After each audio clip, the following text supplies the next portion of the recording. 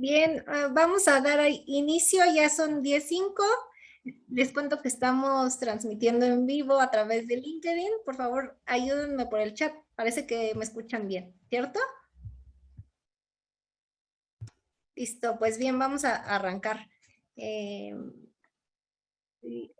yo soy Natalie Mejía, ya varios de ustedes me conocen, soy Digital Marketer acá en Grupo Smartech y hoy en conjunto con Lorena Cruz y Felipe Sánchez, que formamos parte del equipo de marketing aquí, vamos a estar con ustedes tras bambalinas, vaya, contactándolos para la dinámica de cierre, ¿vale? Y antes de ir de lleno a la sesión de hoy, esta segunda sesión del October Cloud Fest 2021, me gustaría contarles un poco de qué hacemos en Smartech. Para todos aquellos que no nos conocen, en Smartech creemos en el poder que tiene la tecnología para hacer a las empresas más competitivas, ¿vale? Creemos que el área de TI realmente es un área que da valor al negocio. Y esto lo hacemos con estrategias, con nuestros clientes, estrategias ad hoc, dependiendo del tipo de industria, tipo de sector y los retos del negocio que estén enfrentando en ese momento. Para Smartech es muy importante que en las empresas consideren que la estrategia de seguridad vaya alineada a la estrategia de negocio y a todos los retos del panorama actual de amenazas. ¿Vale? Entonces, ¿esto cómo lo hacemos? Lo hacemos a través de estrategias en las que nos vamos basando en procesos, gente y tecnología. Prácticamente en Smartech, digamos que en pocas palabras, lo que tienen en Smartech es un equipo que es ese brazo extendido de su área de seguridad para ayudarles a aprovechar las bondades de la nube, ¿no? Ahora que muchas organizaciones están adoptando la nube de una manera muy rápida, ¿no? Que de repente con la pandemia empezaron a transformarse, pues en Smartech encuentran a ese aliado, a ese brazo extendido de ese equipo de seguridad para aprovechar las principales bondades que nos brinda la nube, que son flexibilidad, agilidad y optimización de recursos, todo esto pues en un resultado de disminución de costos y crecimiento para el negocio, ¿vale? Y acá les dejo este dato, ¿no? Para reflexionar. Trend Micro realizó ya en el primer semestre de este 2021 un estudio en el que encontraron que los ataques ya están muy enfocados hacia las nubes, ¿no? A todos estos entornos híbridos. Si bien ya seguramente han escuchado de cryptojacking y WannaCry, que fue un tema muy visto en ambientes de nube, ahora están descubriendo una PT que se hace nombrar TNT, que está enfocando todos sus esfuerzos a ciberataques de nube.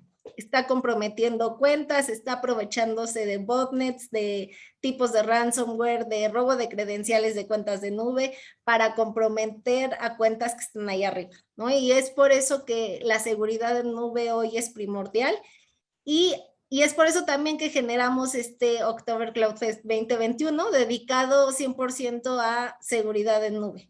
Hoy está acá con nosotros Trend Micro, nuestro aliado tecnológico, quien comparte la misma visión. Y para contarles hoy la historia de una financiera que decidió subirse a esta transformación digital, está acá Angélica Mancilla, César Suárez y Uriel Sánchez por parte del equipo de Smartech y Diego Negretti por parte del equipo de Trend Micro como speaker invitado. Nos va a contar algunas tácticas y estrategias que podemos llevar a cabo para minimizar riesgos, ¿vale? Y sin más, los dejo con Angie y yo regreso al final para la dinámica de cierre. Por favor, la intención es que esta sesión sea muy interactiva. Ustedes van a tener espacio al final para preguntas y respuestas. Vamos a abrir micrófonos y bueno, ya tenemos aquí con Zoom, con LinkedIn varias opciones de reacciones. Ustedes pueden ir contando cómo la van pasando. Gracias. Los dejo con Angie.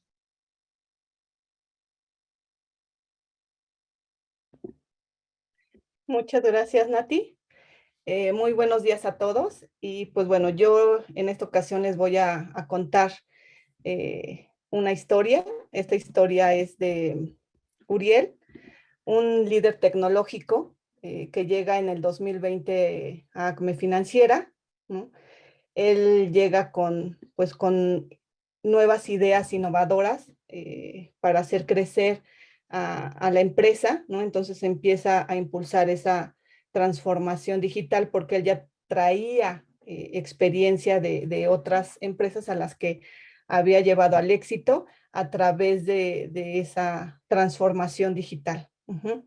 Entonces, eh, empieza a promover dentro de la empresa nuevas tecnologías en pro del negocio, generando, pues bueno, mayor revenue a través de toda esta optimización de recursos tecnológicos, ¿no? Entonces él empieza, por todo esto que él empieza a proponer, a innovar o a presentar, ¿no? Todas esas ideas, pues bueno, todo su nombre y trabajo empieza a resonar en diferentes oficinas que tenía ACME en diferentes países de Latinoamérica. Él dependía nada más de la oficina en México, pero empieza a ser considerado también por el área directiva para nuevos proyectos, ¿no? Que pudieran tener que considerarse una infraestructura nueva y desde un inicio del proyecto tener toda esa consideración de planación, ¿no? Y él, algo que le apasionaba era estar haciendo una implementación de infraestructura de sus servidores, ¿no? Entonces, ¿qué lo lleva a Uriel a proponer toda esa transformación digital? Pues es el mejorar el servicio, ¿no? Era algo que él siempre tenía en mente, ¿no? Que pues bueno, mejorar el servicio en este tipo de empresas, mejorar la experiencia de los clientes, de los usuarios, ¿no? Entonces, para tener un mejor servicio, pues seguramente se iba a requerir de una nueva infraestructura, ¿no? Entonces, empieza Acme Financiera a ver la opción o adaptar el esquema híbrido, ¿no? Ellos obviamente ya tenían una plataforma on-premise, pero estaban impulsando la nube para nuevos proyectos, ¿no? Nuevos servicios. Y para eso Uriel ya se había dado a la tarea de hacer toda una investigación de las nubes, de qué era lo que le ofrecían, obviamente cumpliendo siempre sus necesidades, ¿no? Actuales, ¿no? Que a lo mejor pudiera considerar una aplicación on-premise, subirla a la nube, ¿no? ¿Por qué no? Y pues toda esa flexibilidad, escalabilidad y minimización de costos que pudiera darle la nube. Él hace toda esa investigación y opta por irse con AWS para, pues bueno, toda su estrategia que traía de seguridad. Ahora Uriel llega, cuando llega a Acme Financiera, se encuentra con toda una adaptación de tecnología o reingeniería en cuanto a la infraestructura on-premise, ¿no? Que tenían virtualizada, porque los directivos tenían pues esa preocupación de que últimamente o ya meses atrás tenían pues gastos, ¿no? De infraestructura que a lo mejor pues para ellos pues no, como que no les hacía sentido y a lo mejor no se estaba aprovechando de mejor forma la infraestructura. Entonces, Uriel se da la tarea, ¿no? De hacer todo ese análisis para ver cómo se estaba aprovechando esa infraestructura y se da cuenta que, pues bueno, la infraestructura que tenían no estaba siendo usada de la mejor manera y que estaban hasta sobre dimensionados, ¿no? Entonces, él empieza a hacer, pues bueno, esas actividades, empieza a ejecutar ciertas tareas donde, pues bueno, deja de hacer renovaciones de servidores, cancelación de contratos, ¿no? Entonces, igual cancelación pues bueno, de muchas cosas que pues no le estaban ayudando y eran un gasto, ¿no? Entonces, él hizo toda una optimización de recursos y procesos que pues llevó a Acme Financiera a la disminución de costos. Ahora, todo esto que Uriel hizo dentro de ACME, pues lo llevó a que la dirección ¿no? Lo apoyara nuevamente a todo ese plan y estrategia que traía para esa transformación, ¿no? Y considerar la nube, ¿no? Algo que Uriel les comentó a la dirección era que también pues muchas áreas de la empresa se iban a ver beneficiadas, ¿no? Porque se iban a subir aplicaciones más rápido a la nube, ¿no? El área de desarrollo, pues bueno, ya no tenía que esperar tanto cuando pedía infraestructura para pues algún aplicativo, ¿no? Porque pues bueno, todo ese proceso que muchos ya conocemos, ¿no? De cuando se pide un servidor, ¿no? El tiempo en que llega, el sistema operativo, entonces todas las consideraciones que hay que tomar en cuenta, pues bueno, ya no eran necesarios ahorita con la opción de la nube. Entonces, con todo eso, Uriel tiene un ascenso muy importante dentro de la empresa, que es tener el área de seguridad a su cargo. Entonces, ahora ya era el responsable del área de seguridad y de infraestructura, ¿no? Que antes, pues con el área de seguridad como que no había esa sinergia, ¿no? Entonces, o ese trabajo en equipo. Entonces, hoy en día era responsable de esas dos áreas. Y asimismo logró sumar más gente a su equipo, ¿no? Personas que le iban a ayudar a, pues, tener el éxito de todo ese proyecto que él traía dentro de la empresa. Obviamente durante todo este camino, ¿no? que llevaba Uriel dentro de la empresa con su equipo, pues bueno, hicieron todo una transformación del área, ¿no? Que se les considerara dentro de la empresa en proyectos desde un inicio, desde la planeación, ¿no? Entonces, para poder, pues de alguna forma dimensionar los requerimientos de infraestructura que se requerían. Y otra era que, pues bueno, Uriel decidió irse por la parte, o ya había una nube definida con la cual iban a trabajar, pero pues bueno, algo que dejó de lado Uriel fue la parte de seguridad, ¿no? Porque él pensaba que ya el irse a la nube, que el subirse a la nube ya era seguro. Entonces, que ya no era necesario considerar la seguridad como en el ambiente on-premise. Entonces, ahí creo que es algo que le faltó a él durante todo su proyecto considerar. Y pues bueno, Perdón facilitaron, que te obviamente. interrumpa, Angélica. Eso pasa muchísimo con los clientes que migran a la nube. Hola, hola a todos, yo soy Diego Negretti de Trend Micro. Eso pasa muchísimo, que muchas veces nosotros tenemos clientes que dicen, ok, ¿sabes que sufrí algún tipo de ataque sobre mi infraestructura on-premise? Estoy migrando a la nube para evitar que ese tipo de ataque se pueda volver a materializar dentro de mi operación, ¿no? Y muchas veces pensamos que al migrar operación a la nube, ya la nube se va a hacer cargo de todos los controles de seguridad de los que nosotros nos hacemos cargo en un escenario on-premise. Pero por el modelo de la responsabilidad compartida, que lo vamos a ver más adelante, esto no es así. La nube funciona como una extensión de nuestra infraestructura, pero nosotros todavía nos tenemos que hacer responsables de algunos controles que tenemos que aplicar sobre esa infraestructura para evitar que básicamente no sucedan ese tipo de brechas de seguridad, ¿no? Y entonces, esa parte es muy importante. Ahí ya te dejo, Angélica. Perdón. No, muchas gracias, Diego. Y digo, es muy cierto, ¿no? Lo que comentas que pues más adelante se va a tocar ese tema. Y pues bueno, también facilitaron procesos de migración de aplicaciones, ¿no? Y la opción de subir a la nube con nuevos proyectos. Pero bueno, un día Uriel o llega a su oficina Chloe.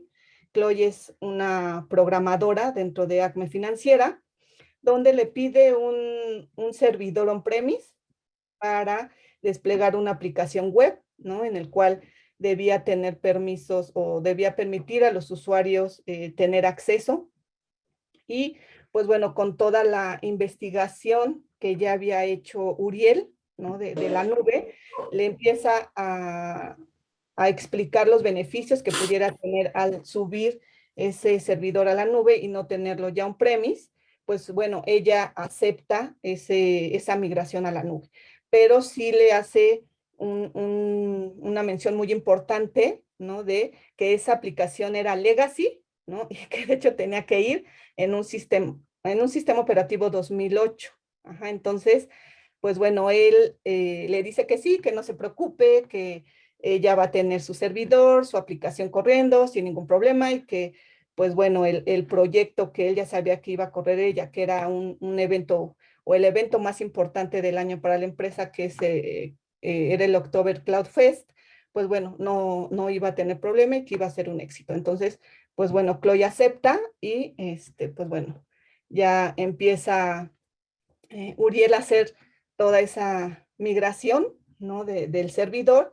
Y pues bueno, en el día 1, ¿qué pasa? Pues la migración sin ningún problema, ¿no? Muy fácil, rápida, ágil y pues bueno, el servidor estuvo en operación en 2 horas, ¿no? Empezaron a ver o se vio reflejado el costo, ¿no? Que se minimizaba porque ya no tenían que estar comprando el servidor, el sistema operativo, actualizaciones, todo eso, ¿no? Entonces, pues bueno, eso se vio reflejado y subieron, levantaron una instancia en Amazon, una ES2. Bueno, y pues bueno, Uriel le llama a Chloe diciéndole que bueno, él ya puede hacer uso de su aplicativo y que puede empezar a hacer pruebas, ¿no? Entonces, ¿qué pasa en el día 2? Todo corre normal. Chloe empieza a hacer rápidamente un check, ¿no? De todo el proceso que tenía que hacer el usuario para poder registrarse. Entonces, bueno, sin ningún problema empiezan los usuarios a registrarse, ya ve que pues son muchos usuarios, ¿no? Y está feliz, ¿no? Porque su aplicación, pues bueno, se implementó de manera muy rápida. Entonces, pues bueno, ella estaba feliz con la parte de la nube. Entonces, ¿qué pasa en el día 3?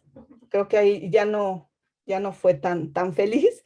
En el día 3 empiezan a haber molestias por parte de los usuarios porque no podían hacer el registro. Entonces, Chloe empezaba a tener llamadas, ¿no? Para ver qué es lo que estaba pasando, que necesitaban pues el aplicativo arriba. Entonces, pues bueno, ella le habla a Uriel diciéndole cuál es el problema, las quejas que están teniendo. Y pues Uriel, pues bueno, pensando en toda esa flexibilidad o escalabilidad que te da la nube, pues él cree que es solo rendimiento o que requieren más recursos. Entonces, pues bueno, él le da más recursos a la instancia y le dice a Chloe que ya puede, pues de alguna forma, pues continuar o probar que ya está todo bien.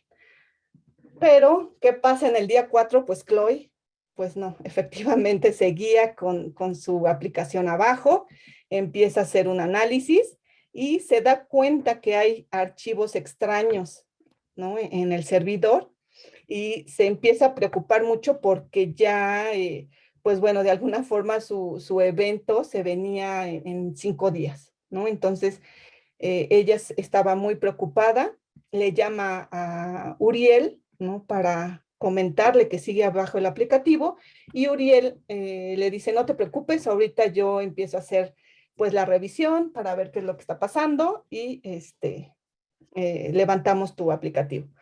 Pero, sorpresa de Uriel, se encuentra con que el servidor fue cifrado. Entonces, con ransomware y pues ahí es cuando él empieza a preocuparse, a desesperarse, decir, bueno, ¿qué fue lo que pasó?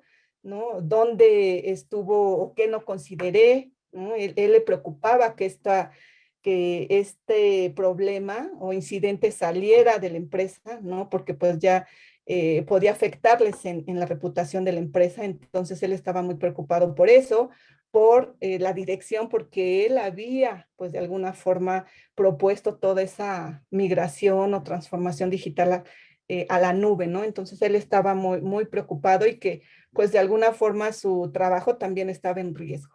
Entonces, pues bueno, para conocer el desenlace de esta historia, los dejo con César para ver qué fue lo que pasó. Gracias. Gracias, Angie. Ok, voy a compartir mi pantalla.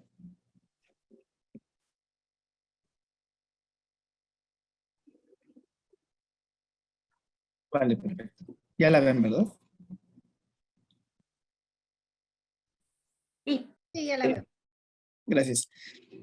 Bueno, ese es un problema bastante, o bueno, común. La verdad es que se da de forma común. ¿Y cómo es que realizó el atacante esta acción, ¿no? ¿Cómo lo hizo? Bueno, para empezar, el método de un ataque es primero explorar, identificar qué es lo que podemos encontrar. Aquí se usó Shodan. Shodan es una herramienta gratuita en donde se pueden encontrar servidores expuestos en Internet. Entonces aquí ya tenemos un problema, que el servidor está expuesto. ¿Por qué se buscó este puerto 445?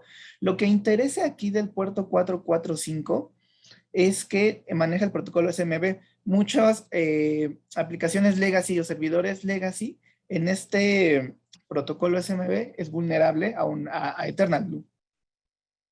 Si se dan cuenta, al buscar el puerto 445, luego nos arroja qué servidores están expuestos en Internet, sus protocolos expuestos, y lo que nos interesa, que está hecho, está marcado en rojo, el puerto 445, y nos da 119,673 resultados. O sea, imagínense la posibilidad de ataque que podríamos tener con este tipo de resultados. Por razones de seguridad, esto fue borrado intencionalmente para que no se vean las direcciones IP expuestas, pero realmente es lo que el atacante hizo. ¿Qué es lo siguiente que empezó a hacer? Ok, tenemos ya el servidor, vamos a explorar qué es. Y efectivamente, detectamos que el servidor, además de estar expuesto por el puerto 445, tiene una página web.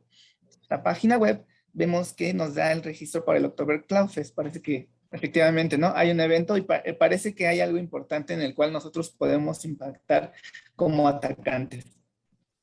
Muy bien. Lo que sigue es, nosotros conocemos, o bueno, el atacante sabe dónde buscar algo para explotar ese servidor. Ya les mencionaba sobre la vulnerabilidad, o bueno, el ataque de Eternal Blue. Perdón, exploit fue desarrollado por el gobierno de Estados Unidos y recordemos que se robó el código y a partir de eso se ha hecho la propagación de lo que es el ransomware. Tenemos que sí, efectivamente, hay exploits disponibles, lo cual lo hace más sencillo todavía para el atacante, en el cual se estarían ejecutando los siguientes, digamos, en los siguientes sistemas operativos que sabemos que son vulnerables y el código para hacer la explotación. Entonces todavía la tenemos más fácil, ¿no? Muy bien, ya tenemos entonces lo que es nuestro objetivo, que reconocimos que tiene una página web y sabemos que está el puerto 445 abierto y sabemos que hay un exploit. Y el exploit se puede manejar de forma remota, que eso también nos da una ventaja. Perfecto. ¿Qué es lo que sigue? Bueno, ahora sí empezamos a usar nuestras herramientas para hacer el ataque. Ya aquí está cargado Metasploit. Lo que tendríamos que hacer, lo que hace el atacante realmente, es lo siguiente. Primero, va a verificar que sí sea vulnerable el servidor. ¿Cómo hace esto? Vamos a buscar el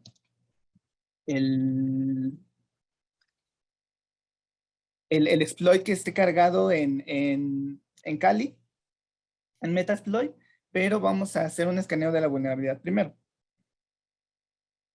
Entonces vamos a hacer esto. Ok. Al atacante lo que le interesa es esto primero. El escáner. Este escáner lo que nos va a decir es si es vulnerable. Entonces,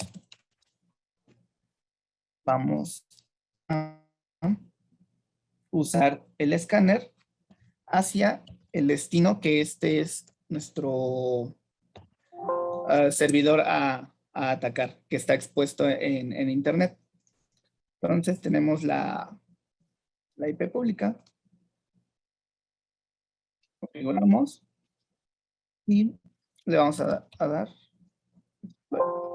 Aquí lo que vamos a obtener es si el servidor tiene alta probabilidad de estar vulnerable, que es lo que vengo repitiendo. Y efectivamente nos dice que tiene una alta probabilidad de ser vulnerable, que es un Windows Server 2008 R2 estándar. Si se dan cuenta, yo ataqué la IP pública de este servidor. ¿Y qué sigue? Bueno, ahora que sabemos que tenemos una alta probabilidad de hacer nuestro ataque exitoso, vamos a cargar el exploit. Para cargar el exploit, yo busqué justamente en Eternal Blue y ya nos salió en el 0. Entonces vamos a usarlo.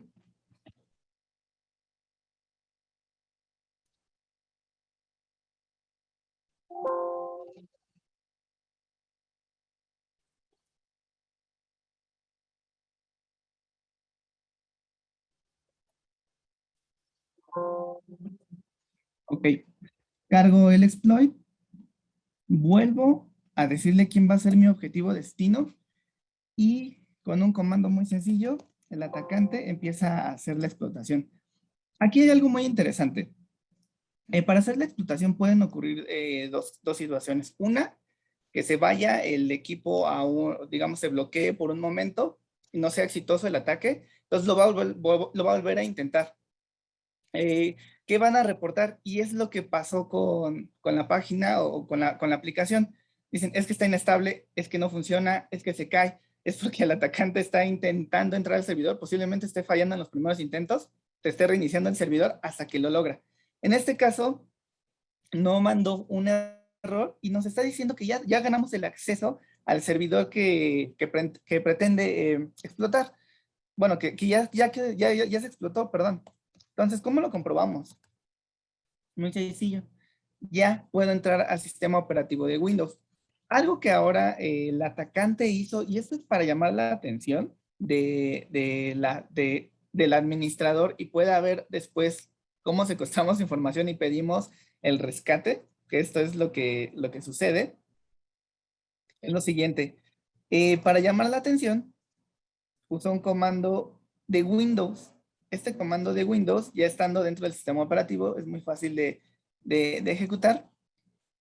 Y es simplemente que detengamos el IIS para tirar la página web. Entonces, si ahora yo lo compruebo acá, página web, vamos a ver si carga, ya no carga la página web. Entonces, aquí ya empiezo a llamar la atención. Lo que le pasa a la parte de programación y le reporta a Uriel es, oye, que no sirve la página, se cae cada rato, no funciona. Ok, ahora sigue la parte interesante. Tiré la página, pero lo que quiero hacer es transferir el WannaCry a la computadora que estoy atacando. Es muy sencillo igual. ¿Cómo se hace? El comando es este. Yo tengo precargado en mi Kali, donde estoy usando el Metasploit, el WannaCry, y lo estoy pasando a la carpeta temporal de Windows, a la cual ya hice la explotación. Le voy a subir el archivo. Todo esto se hace, digamos, de forma todavía más rápida, incluso automatizada, se llegó a automatizar, pero el objetivo es que vean cómo realmente funciona un ataque. Ok, ya hice la carga del archivo, me dice que fue exitoso. Voy a volver a entrar al Windows que ya es que ya lo tengo. Vamos a usar comandos de Windows. Y ahora quiero ver si realmente está el archivo. Ok. Aquí está. De hecho, lo acabo de subir, son las 10:34. Efectivamente, es wanna.exe. Y me doy cuenta, aquí también tenemos información, que el servidor estaba en la parte on-premise y estaba en un hipervisor, en este caso VMware. Lo que hicieron después fue subirlo. De hecho, aquí dice S2. Eso me da a entender que ya está en nube e incluso sé que está en Amazon, ¿no? ¿Qué sigue? Algo muy sencillo.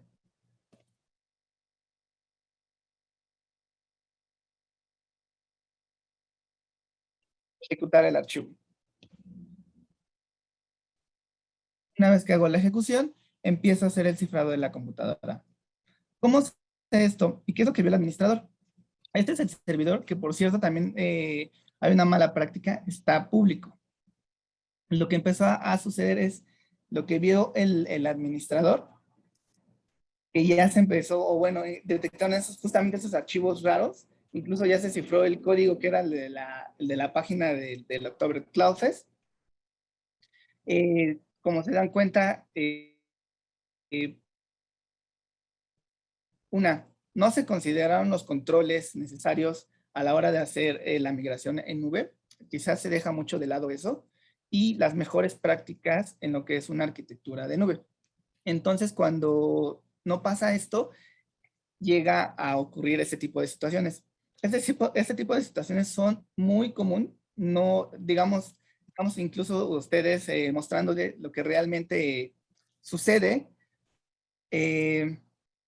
porque a pesar de que es una vulnerabilidad que puede ser desde el 2017, hoy en día sigue pasando debido a que no se aplican parches, no se tienen los controles necesarios, no se refuerza la seguridad en los servidores, etc. Y eso es lo que llega a pasar. Eso es lo que le pasó al administrador Esturiel. Y ahora lo que sigue es cómo podemos prevenir esto. En este sentido nos va a ayudar Diego a saber cómo podemos tener algunos controles, aparte de las best practices, para poder prevenir este tipo de ataque. Perfecto, perfecto. Gracias, César. Pues sí, la verdad es que, como tú estabas comentando, esto pasa muchísimo. Pasa muchísimo porque básicamente los atacantes están buscando constantemente cómo, pues, obtener algún tipo de beneficio con lo que está público. Ahí vimos con César lo fácil que es entrar a Shodan, buscar algún puerto, buscar algún servicio, y Shodan nos va a dar esa información. Yo puedo hacer un filtrado en Shodan y decir, ok, ¿sabes qué? Quiero ver cuáles son todos los puertos que están abiertos 445 en México. Entonces Shodan me va a decir, bueno, puntualmente estos son todos los puertos que están abiertos en México de 445. Estas son las empresas que tienen esos puertos y todo. Eso se utiliza mucho por atacantes que quieren sacar algún tipo de profit, o incluso por atacantes que representan una empresa, no sé, enemiga, por decir algo. Por ejemplo, yo Pepsi voy a ver cuáles son los puertos abiertos de los servidores de Coca-Cola. Entonces voy a ver qué es lo que podemos hacer. Muchas veces esto parece de película, pero la verdad es que sucede en el mundo. Y lo vimos con César. César no es una entidad criminal. César no tiene una organización, no está en un sótano con un jury aplicando código a ver qué puede hacer. César simplemente descargó un Metasploit, lo instaló en su Kali, hizo el escaneo con Shodan, tomó una IP pública, la seteó como host, como R-host en el Metasploit y lanzó el exploit. Ahora, eso lo puede hacer cualquier persona. La verdad es que somos susceptibles a ese tipo de ataques y muchas veces nosotros no nos damos cuenta. Muchas veces nosotros venimos y decimos, ok, yo voy a montar mi aplicación en la nube para evitar que ese tipo de cosas me pueda pasar, porque si está en la nube es seguro. Y la verdad es que no. En la nube existen cosas como el modelo de responsabilidad compartida, que delimita cuál es nuestra responsabilidad como usuarios de la nube y cuál es la responsabilidad del proveedor de nube como tal. Entonces ahí, si me puedes ayudar, Natalie, con la PPT para yo explicarles un poquito más. Claro, dame un minutito y las... Sí, gracias.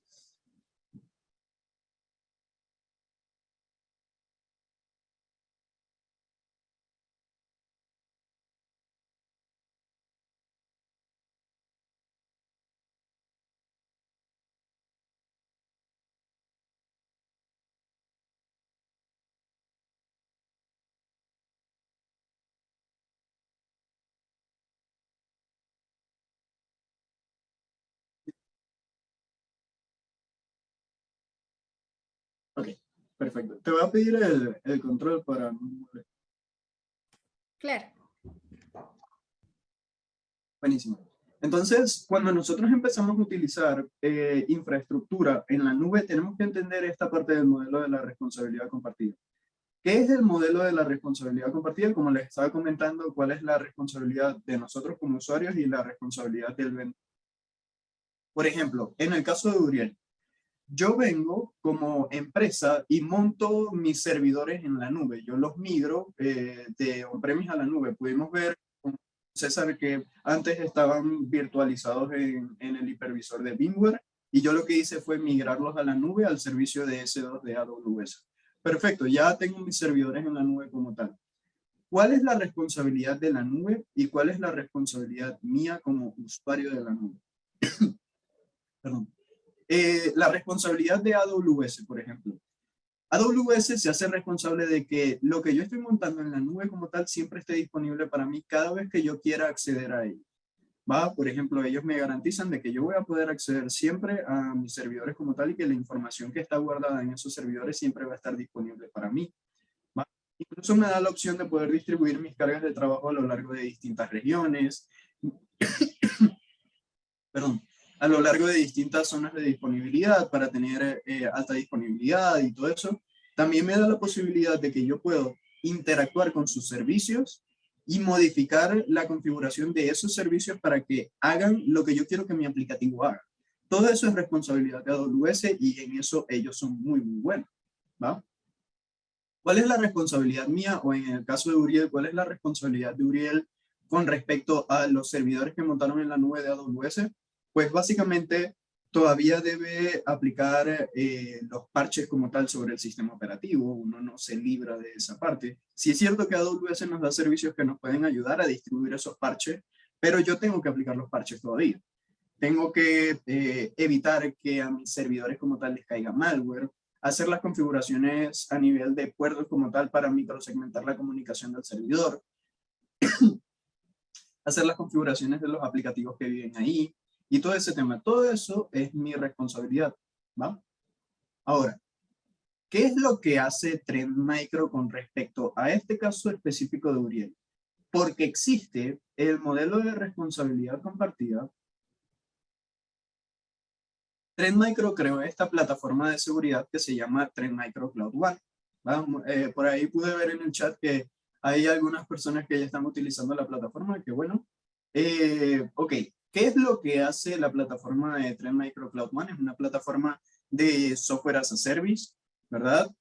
Ustedes no tienen que instalar absolutamente nada dentro de su infraestructura, ya sea en nube, on-premise o virtualizado. Y nosotros la vemos dentro de Trend Micro como una nube de seguridad. Así como ustedes van a entrar a la nube de AWS, de Azure o de la que sea, y ustedes van a empezar a utilizar los servicios. Por ejemplo, yo en AWS tengo mi cuenta de AWS, empiezo a utilizar servicio de S2, el servicio de S3, RDS, Lambda, EKS, todos esos servicios, ¿no? Bueno, nosotros tenemos esta nube de seguridad que tiene también sus propios servicios. Y estos servicios, cada uno de estos servicios que están dentro de esta nubecita azul, están diseñados para aplicar una capa de seguridad puntual sobre algún tipo de operación que yo tenga en la nube como tal, dependiendo de los servicios que yo estoy utilizando en la nube. ¿Va? Por ejemplo, empecemos con esta de acá abajo, la de Workload Security. ¿Para qué sirve Workload Security?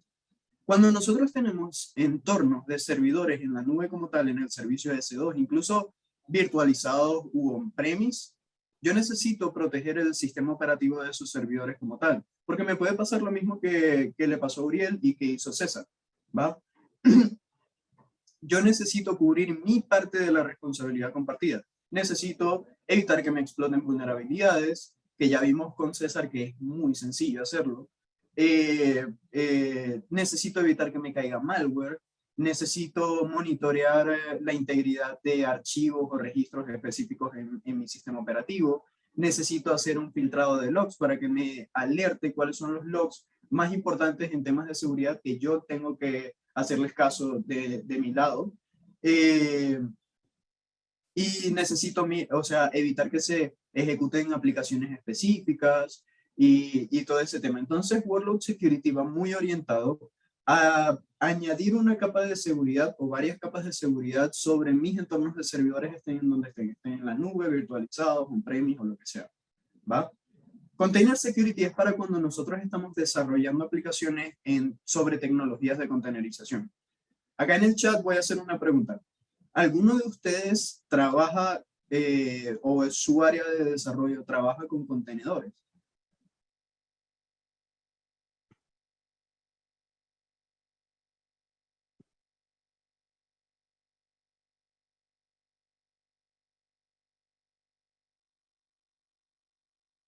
Perfecto. Por ahí veo varios que sí trabajan.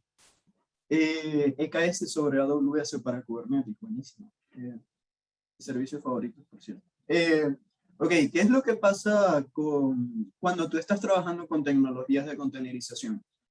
Cuando el área de desarrollo desarrolla, valga la redundancia, aplicaciones sobre tecnologías de containerización, ellos lo que hacen es crear las imágenes de los contenedores. Por ejemplo, yo, Diego, voy a lanzar una aplicación web. Entonces, yo voy a lanzar esa aplicación web sobre contenedores. Perfecto. Porque es mucho más fácil. Si se cae la aplicación, yo simplemente levanto otra vez la imagen y listo, no pasó nada. Es muchísimo mejor, ¿va? Y no tengo que dedicar infraestructura específica o pedir infraestructura específica para yo poder levantar los contenedores ni nada. Entonces, ¿qué es lo que pasa? Que yo, Diego, voy a desarrollar una aplicación web sobre tecnologías de containerización. Entonces, yo tengo mi imagen del contenedor. En la imagen del contenedor pongo las capas necesarias para que mi aplicación web pueda vivir. Por ejemplo, yo voy a levantar mi aplicación web con un Apache, pongo una capa de Apache, pongo una capa de, por ejemplo, PHP, pongo la capa de código de mi aplicación, pongo una capa de imágenes, ese tipo de cositas. Entonces ya yo armo la imagen del contenedor, la guardo en un registro de contenedores en donde yo guardo todas mis imágenes y simplemente la saco a producción. Yo simplemente le doy run y listo, ya está mi aplicativo web viviendo sobre el contenedor. ¿Qué es lo que pasa cuando nosotros desarrollamos aplicaciones sobre contenedores? Que los desarrolladores, por ejemplo, si yo voy a poner una capa de PHP, yo desarrollador no voy a escribir todo el código de cero de PHP. Eso ya existe. Yo simplemente me traigo la capa de PHP del repositorio de PHP en donde ellos tienen sus capas, ¿no? Entonces, cuando yo tengo mi imagen, hay de hecho sucede mucho, dentro de las capas de la imagen pueden existir vulnerabilidades, pueden existir malware, puede existir lo que sea. Entonces ya cuando yo saque a producción ese contenedor, mi aplicativo web va a ser vulnerable a tipos de ataques como los que vimos con César. Entonces lo que hace Container Security es que se integra con el registro en donde ustedes guardan las imágenes de los contenedores. Por ejemplo, en AWS es el SR, por ejemplo, y monitorea todas esas imágenes de los contenedores capa por capa. Y le dice a los desarrolladores, miren, en esta capa tú tienes tantas vulnerabilidades, en esta otra tú tienes malware. Yo, Container Security, tengo un threshold. Entonces no te voy a dejar sacar a producción imágenes muy vulnerables hasta que tú lo arregles. De esa manera, nosotros hacemos algo que se llama Move to the Left, que es atender la seguridad desde el proceso de desarrollo. Entonces, esa parte es muy buena. Luego tenemos esta solución que se llama Application Security. Application Security es un RASP. No sé si alguno de ustedes haya escuchado hablar de ese término. Es un término que se está escuchando mucho en el mundo. Un RASP significa Runtime Application Self-Protection. Cuando ustedes tienen un aplicativo web, por lo general, de la manera tradicional, nosotros protegemos el aplicativo web en el perímetro con un WAF. Ok, perfecto. Tú estás protegiendo el aplicativo web con WAF. Pero, ¿cuál es la parte, cuál es la desventaja, mejor dicho, de proteger un aplicativo web desde el perímetro? Que si el aplicativo web se mueve de plataforma, el WAF no va a tener ese contexto. Y el WAF va a pensar que todavía está protegiendo el aplicativo web abajo. Entonces, de esa manera, nuestro aplicativo web, nosotros lo podemos estar ejecutando en otra parte sin protección porque nunca cambiamos el flujo a nivel del WAF. ¿Qué es lo que hace Application Security? Application Security son librerías de seguridad que nosotros ponemos dentro del código del aplicativo como tal para monitorear las peticiones que recibe la aplicación. Entonces, imagínense ustedes proteger al aplicativo web desde su código. no importa en donde yo ejecute ese código, el aplicativo web va a estar protegido porque tiene esa librería de seguridad y cada vez que reciba una petición, en la librería de seguridad va a monitorear la petición y va a determinar si es un ataque de SQL injection, si es un malicious payload, si es un comando remoto o lo que sea, ¿va? Entonces, Application Security es proteger la aplicación desde la aplicación como tal.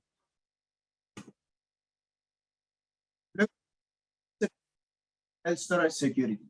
File Storage Security ataca una necesidad muy puntual. Imagínense ustedes que ustedes tienen una aplicación web sobre AWS, ¿verdad?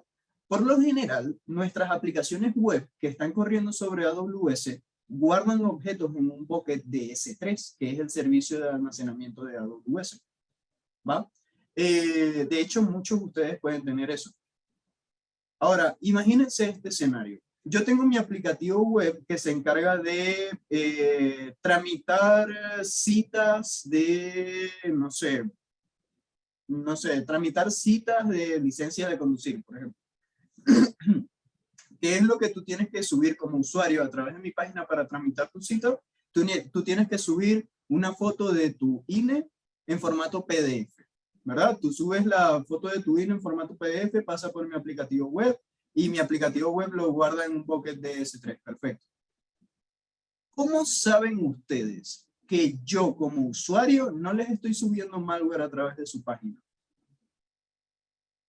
No tienen manera de saberlo porque se está guardando el objeto en el bucket de S3 y cualquier persona de mi backend va a descargar la foto del INE en formato PDF para analizarla o lo que sea. Si esa foto del INE en formato PDF tiene malware, yo me voy a cifrar. A mí me va a pasar algo, yo me voy a infectar de malware, ¿va? Lo que hace File Storage Security es que monitorea los objetos que ustedes guardan en el servicio de S3 para ver si tienen malware o no. Y si tienen malware, File Storage Security los puede mover, puede hacer lo que sea, ¿no? Luego tenemos Conformity. Conformity es una solución muy genial de la plataforma de Cloud One que hace algo muy específico. Conformity lo que hace es que monitorea las configuraciones de los servicios que ustedes tienen.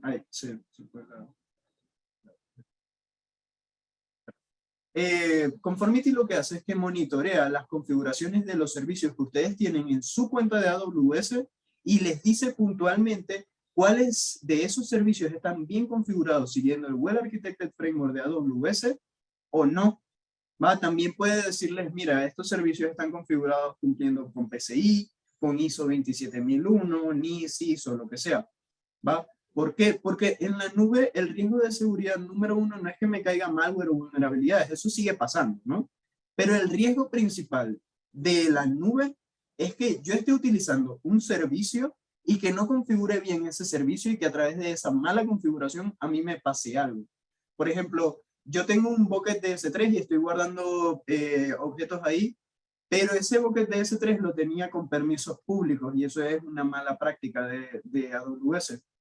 Entonces, cualquier persona del mundo puede descargar lo que yo tengo en ese bucket o subir cosas o lo que sea. Entonces, ahí es cuando vemos el periodicazo. Tal empresa sufrió una brecha de seguridad y se robaron la información de no sé cuántos millones de personas. Eso pasa por ese tipo de cositas. Entonces, Conformity nos dice puntualmente si los servicios que estamos utilizando en la nube están bien o no. Y nos dice cómo solucionarlos. Entonces, ya no tenemos que ser expertos de nube, ¿va? Para poder hacer esto. Ok, tenemos ahora Open Source Security by Snyk. Open Source Security by Snyk también va muy orientado para el área de desarrollo.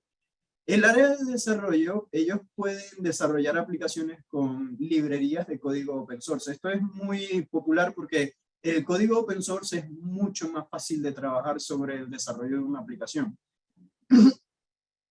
Lo que hace Open Source Security by Snyk es que monitorea el código de nuestras aplicaciones y nos dice, mira, en estas dependencias de código open source tú tienes estas vulnerabilidades y estas vulnerabilidades fueron resueltas en tal versión de la librería. Entonces, de esa manera, el área de desarrollo cambia la versión de la librería y no saca aplicaciones muy vulnerables a producción, ¿va?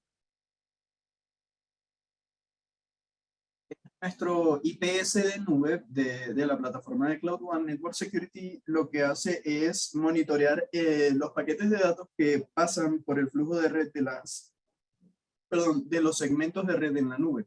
¿Va? ¿Por qué? Porque la nube te puede dar segmentos de red y te dice, ok, aquí tienes tu VPC, tienes tu subnet, ahí tienes todo. Si alguien te pasa malware o alguien te pasa un exploit por ahí, yo como vendedor de nube no es mi responsabilidad, tú tuviste que haber aplicado algo para hacer el filtrado del tráfico. Lo mismo que hizo César. César envió un exploit y luego subió ransomware a una instancia en AWS. AWS te va a decir, ok, o sea, esa es tu responsabilidad. Yo te estoy dando toda esta infraestructura, tú ves qué haces con esa infraestructura. Entonces, Network Security lo que hace es monitorear el tráfico de red que entra y sale de nuestros segmentos de red en la nube para evitar que cosas malas puedan pasar, exploits, malware, ataques de denegación de servicio y ese tipo de cosas, ¿no? Entonces, eso es lo que hace Network Security.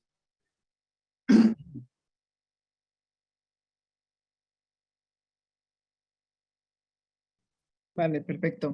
Gracias, Diego. Ahora vamos a ver un poco cómo se materializa esto y justamente en la parte de Workload Security Conformity. Voy a compartir mi pantalla nuevamente. Gracias, Nat.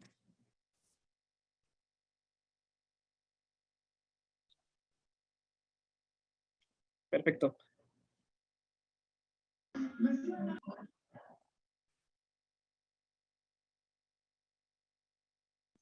Ya me ven, ¿verdad? Ok. ¿Qué es lo que, en qué nos puede ayudar o cómo ya se ve en la vida real cómo trabaja estas soluciones? Efectivamente está la parte de Trend Micro Cloud One. Nosotros en nuestro laboratorio tuvimos dos servidores, uno que estaba totalmente expuesto, estaba en modo detect, que esto es que el agente estaba nada más logueando la parte de cómo lo estábamos atacando, y tenemos otro en modo prevent, ambos hacen lo mismo, tienen la misma página web, que es lo que podemos comprobar aquí. ¿Vale? Entonces sigue funcionando la página web. En el modo detect, ¿qué es lo que vamos a ver? ¿Qué es esto? Es el ataque que realizamos hace un momento, de hecho es de las 10:30, en donde justamente nos dice qué tipo de CVE fue. Obviamente no hizo el reseteo, está en detect, pero nos informa de cómo fue la criticidad. Ahora tenemos otro agente, este es el servidor legacy que atacamos, tenemos otro que está en modo prevent. ¿Cómo funciona? La parte del módulo de intrusion prevention, esto es asignar y quitar las vulnerabilidades que se detectan. Algo muy importante a mencionar es que esto es automatizado. La intención es que justamente no estés buscando tú qué vulnerabilidad tiene, ¿no? La solución lo hace, la solución lo parcha. ¿Cómo lo parcha? Lo parcha a nivel de red. Entonces son los ataques que pudiera recibir mediante red, los estaría deteniendo. Es un host IPS. Entonces, aquí lo que nos interesa es justamente la vulnerabilidad, que es la que estábamos revisando de Eternal Blue. Y acá está. Esta de aquí está ahorita en modo prevent y está habilitada. Yo no la habilité manualmente. Lo que hizo la solución fue, se lanzó, esto se puede programar. Se lanza un escaneo de recomendaciones. La solución dice, oye, de todo este servidor que analicé, detecté que tienes todas estas vulnerabilidades y eso lo plasma en este caso con 1168 reglas. Es un servidor bastante vulnerable, la verdad. Acá, perdón que te interrumpa, César. Uh-huh. Esta parte es muy genial, porque imagínense ustedes que tienen un servidor que puntualmente, al cual no se le pueden aplicar parches, porque tengo una aplicación crítica ahí, no puede estar reiniciando, no puede estar abriendo ventanas de mantenimiento, dando de baja la aplicación, haciendo la prueba de parche. Eso no lo puedo hacer porque esa aplicación es de producción, es core. Pero sin embargo, yo tengo vulnerabilidades en ese servidor y si alguien me las explota, se me daña toda la aplicación como tal y se me daña mi operación. Entonces, lo que hace esta parte de Workload Security, como vimos en la nubecita, Workload Security lo que va enfocado es a proteger el sistema operativo de los servidores.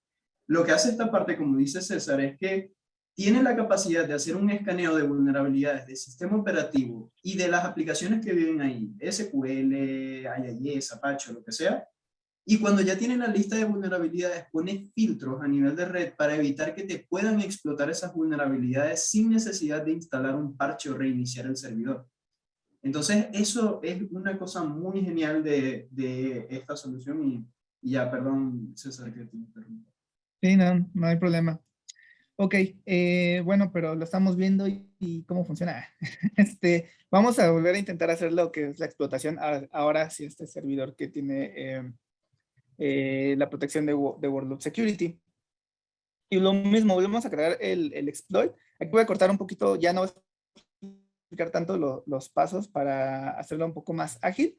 Recuerden que lo que hicimos fue hacer un search de Eternal Blue, después un use 3 para justamente que ese es el escáner. Esto es lo que estaría haciendo el atacante. El puerto sigue abierto, que es una mala práctica que el puerto esté abierto, se puede cerrar, pero la intención es que se pueda ver de forma gráfica. Ok. Entonces le voy a dar exploit otra vez. Ay.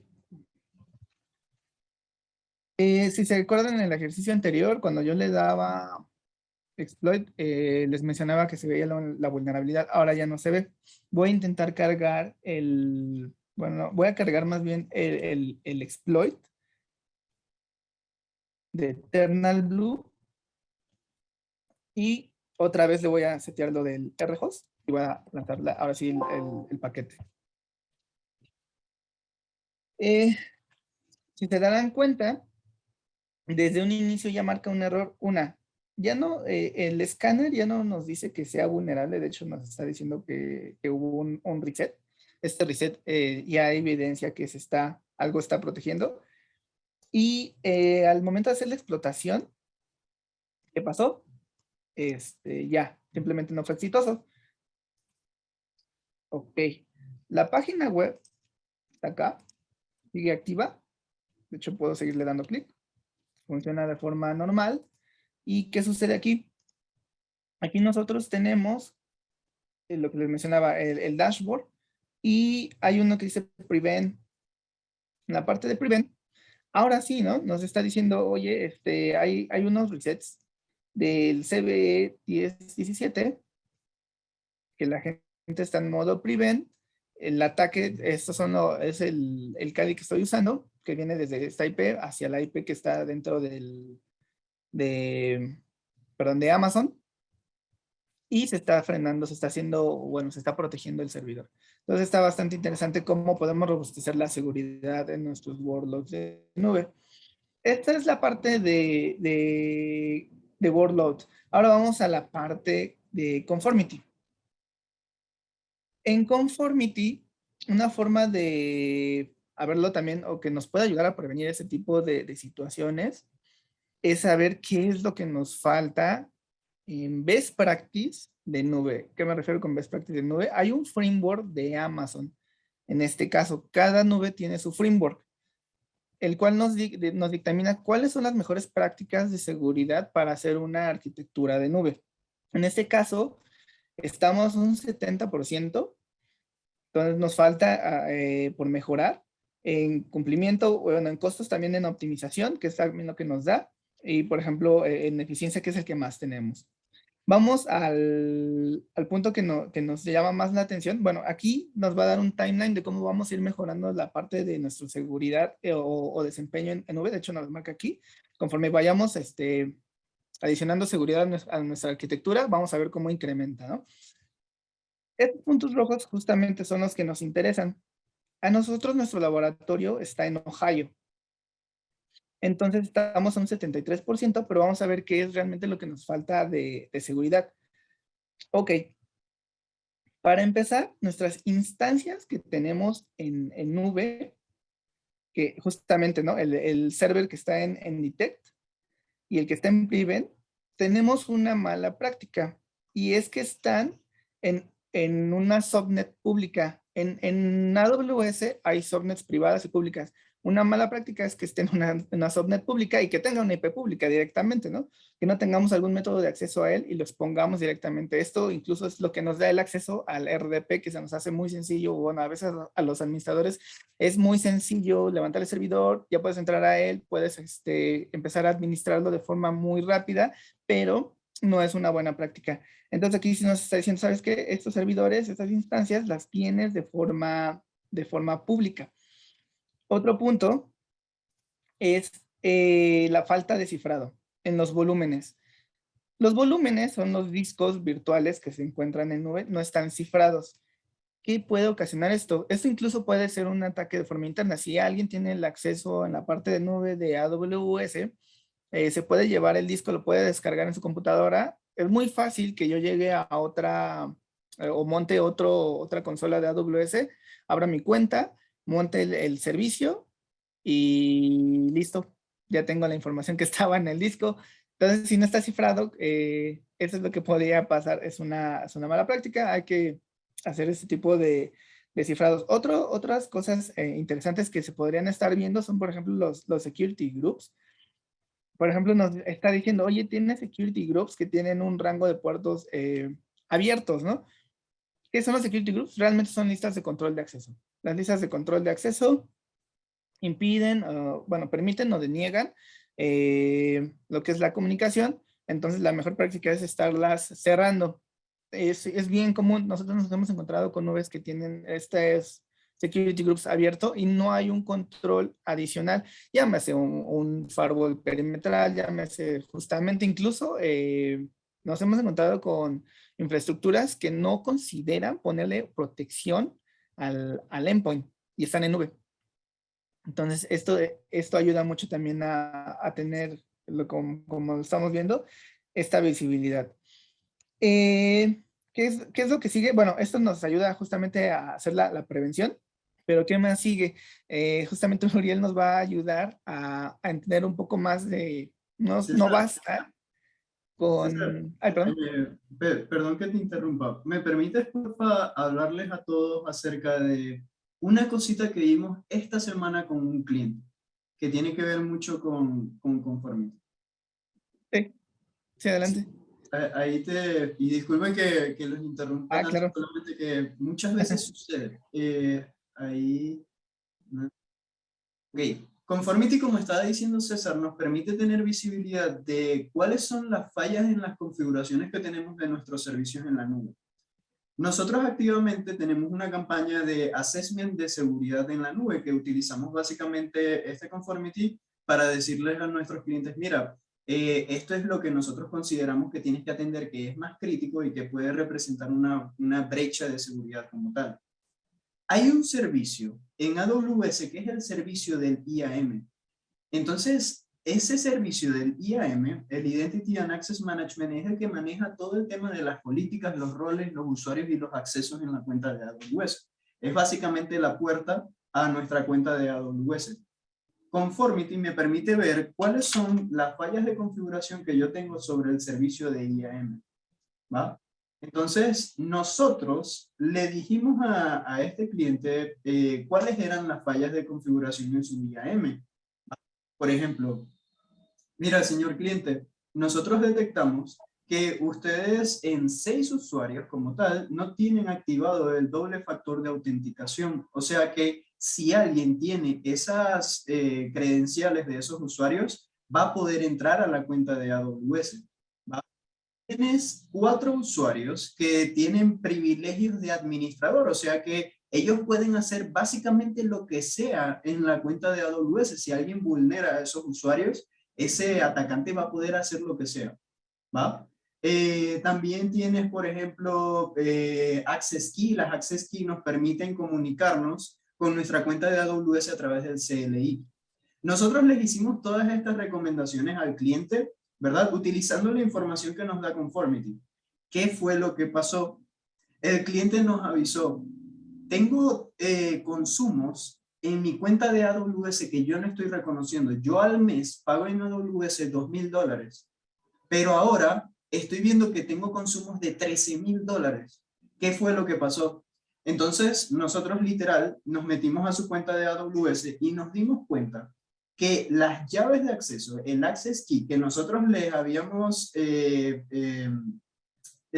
dicho al cliente, que Conformity le estaba diciendo, hey, esto no es una buena práctica en temas de seguridad, y tenía que atender esas access key, o sea, tenía que eliminarlas.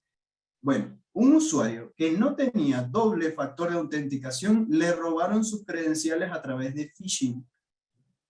Con las credenciales del usuario crearon otras access key que utilizaron a través del CLI de AWS y levantaron 2 instancias en el servicio de S2 que son instancias P3, las más caras que tiene AWS. Entonces utilizaron esas instancias P3 para hacer crypto mining. Entonces ahí ustedes pueden ver lo importante que es aplicar las buenas prácticas en temas de seguridad, de optimización de costos y todo eso que nos dice Conformity, porque es básicamente evitar que ese tipo de cosas sucedan. Y si nosotros puntualmente no sabemos cómo activar, por ejemplo, el doble factor de autenticación en los usuarios, yo simplemente le doy clic al botón de Resolve y Conformity me da paso por paso qué es lo que yo tengo que seguir para poder crear ese doble factor de autenticación en los usuarios. Entonces yo no tengo que ser experto en la nube. Conformity me está dando toda esa información. Entonces eso fue algo que pasó esta semana con un cliente. Nada más les quería comentar esa parte, perdón César y equipo de... No, no hay problema. No, está súper bien porque así también vemos lo que está pasando en la vida real, que digo, la intención también fue mostrarlo en el laboratorio. Y ahorita que nos cuentas esta anécdota, que por cierto también nos va a contar otra anécdota al final de que termine en un momento Uriel, que nos pasó a nosotros, ¿no? Entonces, justamente, ¿no? Eso es lo que ya hace la solución de Conformity. Y listo, ya se los dejo con Uriel. Uriel les va a mencionar qué es lo que es una infraestructura segura. Les va a dar un ejemplo de una infraestructura segura, que es lo que también se debe de estar considerando. Listo, muchas gracias, César. Sí, continuando con lo que comentaban César y Diego, sí es importante que tengamos esta protección que nos ofrece, por ejemplo, Cloud One y también la visibilidad que nos da. Y como comentaba Diego, nos da muchas recomendaciones de cómo podemos hacer esta implementación de una infraestructura segura. También algo que me gustaría a mí presentarles es más o menos un pequeño ejemplo de cómo estuvo este escenario que presentamos en este laboratorio el día de hoy y cómo se pudo haber protegido de una forma más sencilla. Voy a compartir mi pantalla un momento. ¿Ok? Y aquí les voy a mostrar un pequeño diagrama. Es un diagrama de ejemplo de cómo está la arquitectura inicial. Del lado derecho podemos saber aquí, tenemos la instancia del servidor, que es el de CloudFest, y está en una subred pública, como comentaba, como podíamos ver ahorita en el reporte de Cloud Conformity. Aquí esta instancia está pública y los usuarios acceden a ella de forma directa. No pasan por ningún filtro, pasan a ella y llegan directamente a través de su IP pública. Una recomendación que podríamos hacer aquí, que nos daba Cloud Conformity, es el uso de redes privadas. En esas redes privadas lo que hacemos es eliminar las IPs públicas. Ya no tenemos IPs públicas y por lo tanto no tenemos navegación a Internet. Aquí una solución para decir, pues ya no tengo acceso a Internet, ¿cómo voy a actualizar mi servidor o cómo voy a consumir algunos recursos? Lo que se hace es implementar un NAT Gateway. Un NAT Gateway lo que nos da es una salida a Internet únicamente como salida. Nosotros iniciamos la comunicación hacia Internet, pero Internet no puede iniciar una comunicación hacia nosotros. Y en este caso también nosotros perdemos de la comunicación a nuestro servidor. Para eso aquí en el diagrama pongo un ejemplo, que es una VPN de Client to Site. En esta VPN es una VPN que usa cifrado asimétrico, usando llaves con algoritmo de RSA. Nosotros usamos esta conexión para unirnos de forma segura, extender nuestra red hacia la red de la empresa, nuestra red de usuarios. Y nos conectamos de forma segura a través de esta VPN. Con ella podemos administrar todos los servidores sin tener que tener expuesto, por ejemplo, el puerto. Para este laboratorio lo que hicimos fue exponer el puerto de RDP a nuestras IPs. En este caso lo que hacemos es hacerlo a través de la VPN. nos conectamos directamente a la red. No necesitamos ingresar la IP pública ni el puerto de RDP, lo hacemos a través de una conexión privada.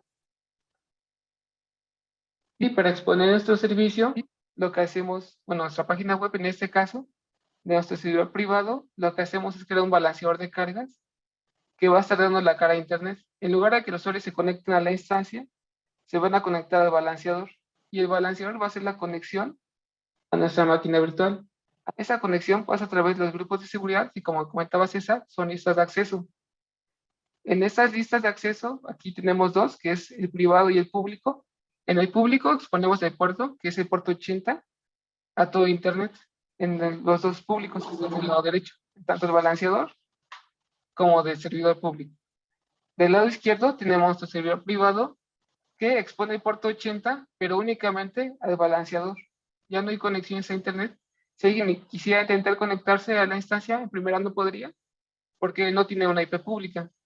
Y en segunda no tiene tampoco este acceso por la lista de acceso. Entonces ya podríamos eliminar nuestra instancia pública y también adicionalmente, como veíamos en la parte de Cloud Conformity, comentaba César, Amazon tiene su framework de buena arquitectura en la que nos recomienda también esta parte de la disponibilidad, ¿no? Entonces, para este caso podríamos nosotros, ya que tenemos un balanceador, agregar un grupo de escalado y distribuir el tráfico entre diferentes redes y diferentes zonas de disponibilidad, que una zona de disponibilidad es una región gráfica que está aislada una de otra. Aquí tenemos la B y la C. Estas dos localidades están separadas. En caso de que pase algún desastre en alguna localidad, podríamos tener operativa nuestra página web en otra localidad. Listo. Voy a pasar ahora a la consola para que podamos ver un poco más esta parte. Esta es la consola que usamos para el laboratorio. Aquí voy a usar el servicio de S2, que es de máquinas virtuales, como podemos ver. Aquí en las instancias, podemos ver las instancias que usamos. Y como mostraba César, aquí tenemos el Kali. Aquí tenemos las instancias de Detect y de Prevent. Y como mencionaba César, el de Detect nada más va a estar revisando qué es lo que ha pasado. Y en el de Prevent es cuando toma acciones la herramienta. Aquí lo que vamos a hacer es lanzar rápidamente. Bueno, les voy a mostrar rápidamente el grupo de seguridad. Aquí tenemos el grupo de seguridad. Vemos que tiene acceso por el puerto de 80 para todo el mundo. Entonces lo que voy a hacer es generar una nueva instancia. Perdón. Nosotros tenemos aquí unas imágenes, unas AMIs que generamos de estas instancias justamente para tener las listas. Aquí tenemos la de modo Detect y modo Prevent. En este caso voy a usar la que ya tenemos configurada como Prevent para estar seguros y la voy a lanzar. Aquí voy a seleccionar la máquina virtual que quiero usar. Aquí hay un pequeño tip que les quería dar. En Amazon maneja las familias con una letra y un número. La letra indica el tipo de familia que es, en este caso es T, y son instancias de propósito general. Del lado derecho tenemos lo que es el número, que este número lo que nos indica es la generación de la máquina virtual. Mientras más alta sea la generación, tiene mejores beneficios. Es porque ya se actualizó, es más reciente, y nos da beneficios tanto de costo como de rendimiento. Entonces, si tienen la oportunidad de cambiar su instancia a una más actual, una generación más actual, yo les recomendaría que lo hicieran para que ahorraran un poco de costos y también tuvieran mejor desempeño. En este caso vamos a usar una T3, nada más con 2 CPUs y 2 de RAM. Aquí vamos a seleccionar nuestra red, que es la de CloudFest, y la subred privada. Aquí, como vemos, en la parte de asignar IP pública, vemos que está deshabilitado por default. Vamos a continuar con el almacenamiento, que igual como les comentaba César, aquí vemos que no está cifrado. Aquí lo único que hacemos es seleccionar la parte de cifrado. Estas llaves, ese servicio de llaves de KMS es un servicio administrado de Amazon. Él nos ayuda con esa parte de la gestión de llaves, para que nosotros no nos tengamos que estar preocupando por nuestras llaves, donde las almacenamos. Entonces vamos a cifrarlo, lo ciframos de una forma muy sencilla. Vamos a agregar aquí los grupos de seguridad, vamos a seleccionarlos. Para este laboratorio ya creamos un grupo de seguridad para un balanceador y aquí tenemos también este grupo de seguridad que se llama balanceador por HTTP, que lo que va a hacer es que nos va a dar acceso por HTTP en el puerto 80 a nuestra instancia únicamente para el grupo de seguridad del balanceador. Voy a lanzar la imagen.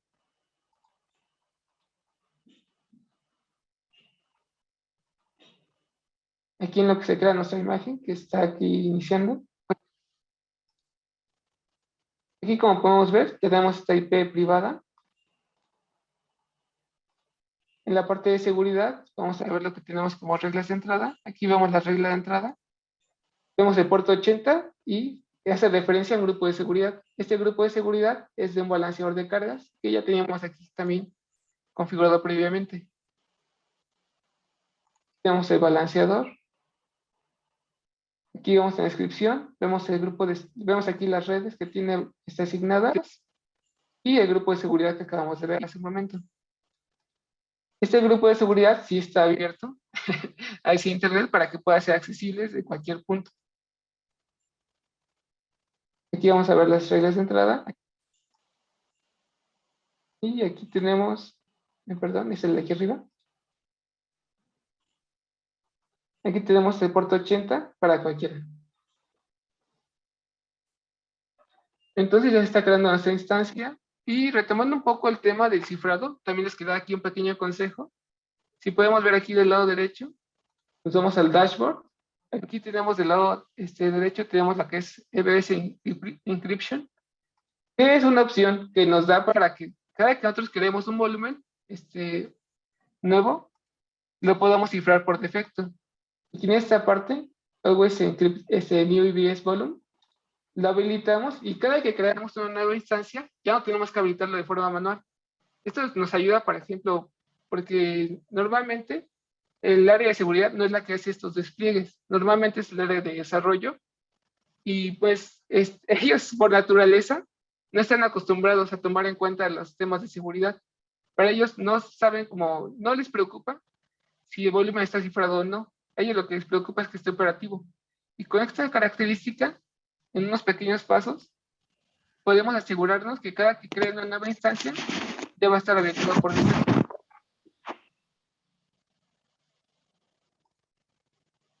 Listo. Aquí, como vemos, ya está iniciando nuestra instancia. Y ahora lo que vamos a hacer es en la parte de balanceador. Aquí tenemos nuestro grupo de destino para cuál va a ser la instancia que va a mandarle el tráfico. Aquí vemos que ya está la instancia por el puerto 80. Y lo único que tenemos que hacer es conectarnos a nuestro balanceador. Con este nombre de DNS público, accedemos y nos manda a nuestra página. Igual nos apuntamos, ya podemos hacer registros. Y si alguien, bueno, normalmente lo que pasa muchas veces es que dicen, pues, ahora ¿cómo voy a administrar mi página web? ¿Cómo voy a poder hacer modificaciones sobre mi página web si ya no tengo acceso a la IP? Entonces, para eso les voy a mostrar un pequeño agente. Este es la agente de VPNs de Amazon. Aquí creamos un punto de acceso a nuestra red. Aquí lo podemos ver. Vamos al servicio de red de Amazon.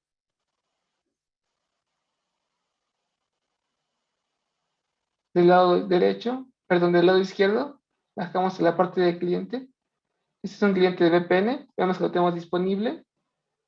Y está asociado a nuestras redes, subredes privadas. Entonces, lo que vamos a hacer aquí, déjenme les muestro igual la instancia para que hagamos una prueba de ping y vean cómo lo podemos alcanzar con el agente. Vamos a copiar su IP. Nada más le voy a mandar un pequeño ping.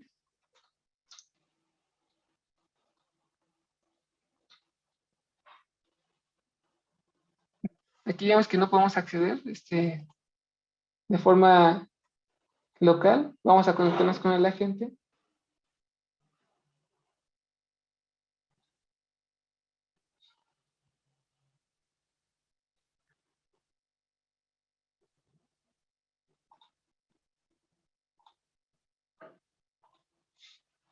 Listo, ya está conectado. Y vemos que nos empieza a responder el ping. Con este servicio ya no nos tenemos que estar preocupando por estar exponiendo algún puerto de administración, ya sea SSH o RDP. Ya únicamente nos conectamos con esta gente y nos conectamos a través del grupo de seguridad interno, que únicamente permite el tráfico para sí mismo. Entonces aquí voy a hacer el ejemplo nada más para que podamos conectarnos al servidor. Igual un RDP. Voy a poner la IP del servidor interno.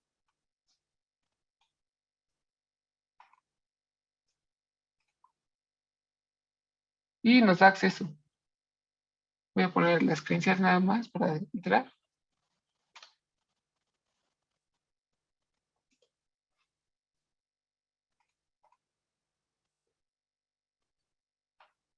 Y listo. Y de esta forma podemos tener nuestra instancia tanto publicada a internet como poderla configurar de forma interna sin tener que estar exponiendo esta red a internet. Y listo. Esto sería todo de mi parte. Nada más quería darles esta pequeña demostración de cómo podemos desplegar la infraestructura en una red privada. Y la anécdota, como les dije después de que íbamos a terminar con Uriel, ¿qué nos pasó a nosotros? Nosotros estuvimos montando este laboratorio. Lo hacemos de forma como aislada, ¿no? O sea, solamente pueden conectarse ciertas IPs para que no, o sea, sabemos que estamos subiendo algo muy vulnerable, entonces al final si lo exponemos al mundo, lo pueden atacar. Estábamos con las pruebas del laboratorio. No llegábamos ni con nuestras IPs hacia este laboratorio, hacia la página web, hacia el RDP que estábamos usando. Nos ocurrió desbloquear los security groups por un momento, y por un momento pareció como una hora que ya podíamos llegar. Dije, ok, ya llegamos, es momento de cerrarlo. Yo intenté hacer la explotación del servicio y no podía. Me comunico con otro compañero de Smartec. Le digo, oye, ¿puedes verificar si tú puedes explotarlo? Uriel también me dice, oye, pero yo creo que algo pasó en el servidor. Pues se me hacía raro porque yo lo había probado de forma local, lo preparamos en VMware y lo migramos tal cual como si fuera un cliente, lo migramos a nube. No podíamos conectarnos, no podía hacer la explotación, se nos hacía raro, pero respondía el servidor. Le pregunto, bueno, le comento a otro compañero, ¿ya me puedes ayudar? Él intenta explotarle, me dice, es que César, están cerrados los puertos. Me quedo así de, pero ¿cómo van a estar cerrados? Sí, lo acabamos de probar hace rato. Por prevención, yo lo subí con el agente de Workload Security, pero le puse el módulo del anti-malware. Lo que me despistó a mí es que yo empecé a ver muchos logs de que estaba recibiendo muchos ataques el servidor en modo detect. Sin embargo, yo pensaba que eran, bueno, mi otro compañero y yo que estábamos haciendo las pruebas porque nos estábamos cambiando de IPs constantemente, entonces no daba mucho tiempo como de estar revisando qué IP le tocaba, ¿no? Total que de repente veo un log del Workload Security que me dice que un archivo fue mandado a cuarentena. Y quedé así de, pero si ya no he subido el ransomware. Cuando reviso, ya habían vulnerado el servidor.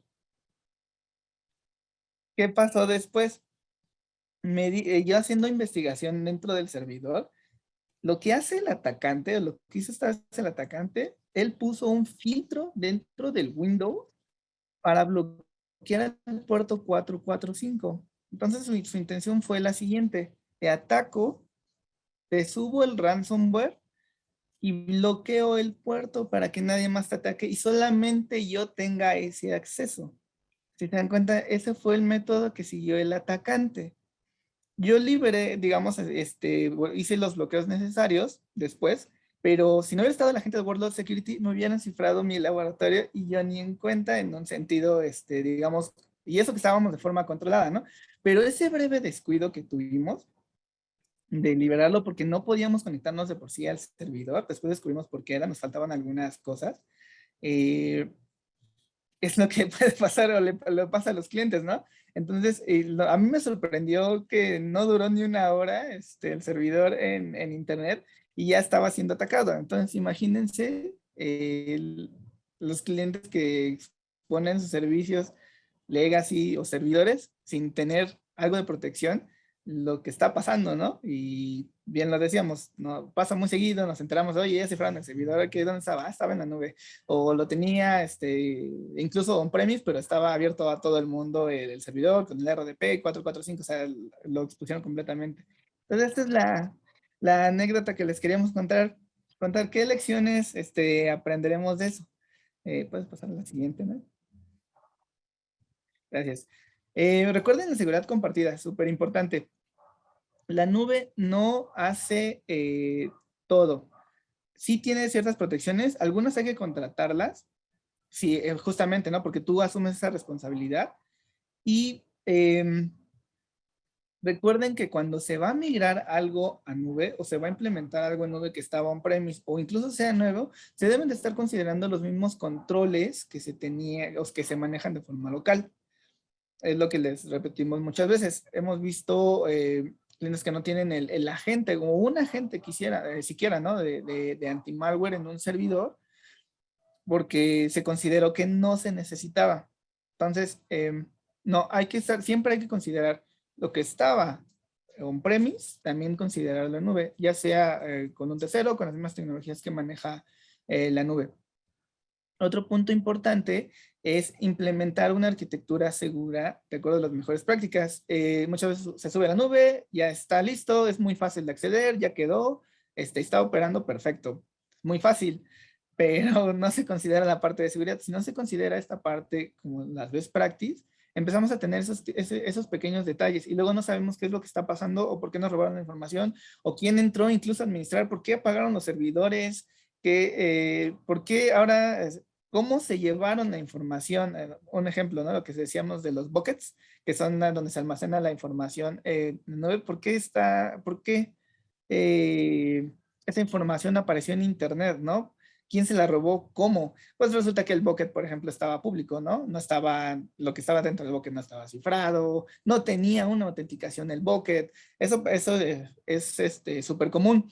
De hecho, lo que pasó con las bases de datos de línea aquí en México, con un partido político, fue algo similar. Se subió a la nube de Amazon, pero los buckets quedaron públicos. El hecho de que los buckets queden públicos, alguien pudo entrar a ellos y jaló toda la base de datos de línea. Entonces, Amazon, se tenía contratado un servicio de detección con Amazon directamente por la criticidad de la información que se estaba subiendo. Amazon informó a este partido político, oye, te bajaron la base, a unos archivos que tú me dijiste que eran importantes. Pues resultó que sí era la base de datos del INE. Y esto es lo que no se considera, ¿no? Y pasa, entonces hay que tomarlo en cuenta. Bueno, no sé si él quieres complementar los últimos dos. Sí, gracias, César. Sí, como comentaba César, es una parte que sí es importante y también acompañarle a esta parte con el monitoreo, tanto de todas las acciones que se hacen. Podemos tener esa visibilidad, por ejemplo, como nos mostraba ahorita Diego con Cloud Conformity. Podemos ver esta parte de monitoreo y también de las alertas, generar alertas para ciertos servicios. Igual es importante que cada servicio que generemos, si es posible, generemos un monitoreo, también para saber quiénes hizo qué cosas sobre qué recurso. Y también importante, retomando el tema de la sesión anterior, del día jueves pasado, vemos esa parte también de la gestión de los privilegios.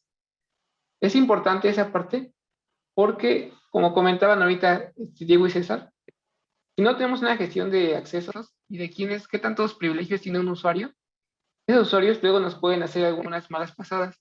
Como comentó Diego, el usuario perdió unas credenciales por phishing y como no tenía segmentados los privilegios, pudieron hacer cualquier cosa con la infraestructura que tenían en Amazon. Crearon nuevas instancias, empezaron a minar datos, a minar criptomonedas, y todo eso porque no se tuvo una gestión de los privilegios. Igual es muy importante que estemos todo el tiempo actualizándonos y estemos viendo qué herramientas hay y qué nuevos servicios tenemos disponibles para poder aprovecharlos. Las nubes normalmente están actualizando constantemente, cada 6 meses más o menos saca nuevas herramientas, nuevos servicios o nuevos features en cada servicio. Entonces, es muy recomendable que estemos actualizándonos, viendo qué hay más y cómo podemos aprovecharlo. Perfecto, gracias Uriel, gracias César. La verdad es que vimos estas prácticas muy interesantes, muy buenos tips. Y vámonos entonces con la sesión de preguntas y respuestas. Les voy a activar su micrófono para todos los que quieran participar, tengan ahí preguntas. Listo, están los micrófonos abiertos. Ustedes pueden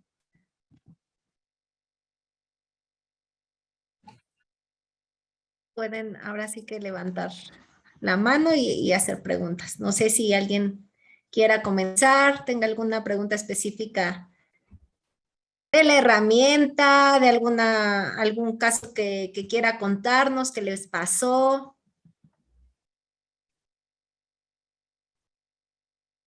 Me parece que no. Sí están activos sus micrófonos. Yo sí lo puedo activar. Sí.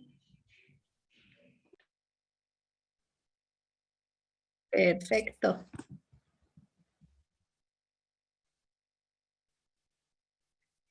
Pues bien, aquí, si no hay preguntas, valdría la pena contar, como nos contó Diego, ¿no? El caso de este cliente que estaba enfrentando una situación en la que no identificaba qué estaba pasando y cómo con Conformity le ayudó. Igual, Diego, ¿quiere sumar alguna otra anécdota? César, Angie, ahora sí que estamos con micrófonos abiertos y podemos compartir. La intención justo de esto es que podamos compartir ese tipo de anécdotas.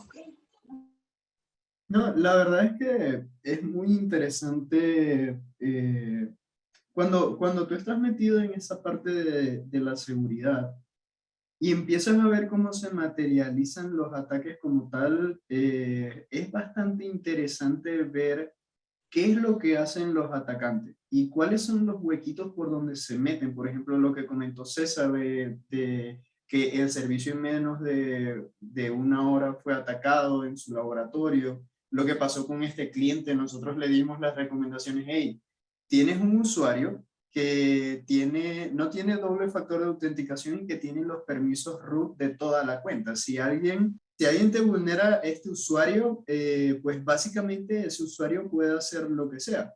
Nuestras recomendaciones acá son para evitar ese tipo de escenarios y casualidad sucedió, pero muchas veces es porque eso está pasando constantemente. Constantemente hay gente que está, por ejemplo, como decía César, metido en Shodan a ver qué puede hacer, están en portales de la Deep Web, buscando ligas públicas. Todo ese tipo de información existe y atacantes que saben lo que pueden hacer, simplemente toman esa información para vulnerar cualquier tipo de sistema que nosotros podamos tener. Y muchas veces son personas como nosotros, son personas que tienen su computadora, están en su casa, hacen este tipo de cositas utilizando Open Source Intelligence o lo que sea, y empiezan a lanzar esos ataques.